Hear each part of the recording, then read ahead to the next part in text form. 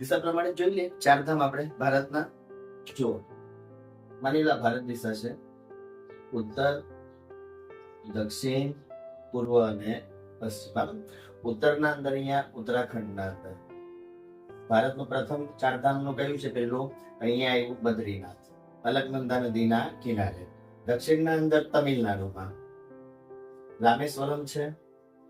રામેશ્વરમ એ ભારતનું બીજું ચારધામ યાત્રામાંનું એક છે. ને એવું કહેવામાં આવે કે જ્યારે ભગવાન રામજી લંકા પર આક્રમણ કરવા જતા હતા ને ત્યારે અહીંયા રામેશ્વરમમાં શિવલિંગની સ્થાપના કરેલી. બરાબર, 12 જ્યોતિર્લિંગ પૈકીનું પણ એક છે.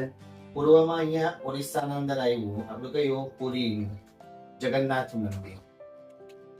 બરાબર. અને પશ્ચિમમાં તો ખ્યાલ જ છે આપણને દ્વારકામાં આવ્યો દેવભૂમિ દ્વારકા. બરાબર. આ ચાર જે છે બદ્રીનાથ, રામેશ્વરમ, જગન્નાથ પુરી મંદિર અને દ્વારકા, અને શું કહેવાય અમારે ભારતના 4 યાત્રાધામ, હિન્દુઓના 4 યાત્રાધામ છે. બરાબર. અને આ 4 યાત્રાધામની સંજ્ઞા કોણ આપેલી? તો શંકરાચાર્યએ આપેલી. ઠીક છે. અને બીજી વસ્તુ કઈ યાદ રાખજો, આ શંકરાચાર્ય જ હતા કે જેમણે સૌપ્રથમ વાર પંક્તિ પણ ઉચ્ચારેલી કે તદ્ય પાદ પંકજમ નમામિ દેવી નર્મદે. બરાબર. અને એકવાર પીસીએસ ના એક્ઝામમાં પૂછી લીધેલું કે નમામિ દેવી નર્મદે ઉક્તિ કોના દ્વારા ઉચ્ચારવામાં આવેલી? તો કોણ આવશે?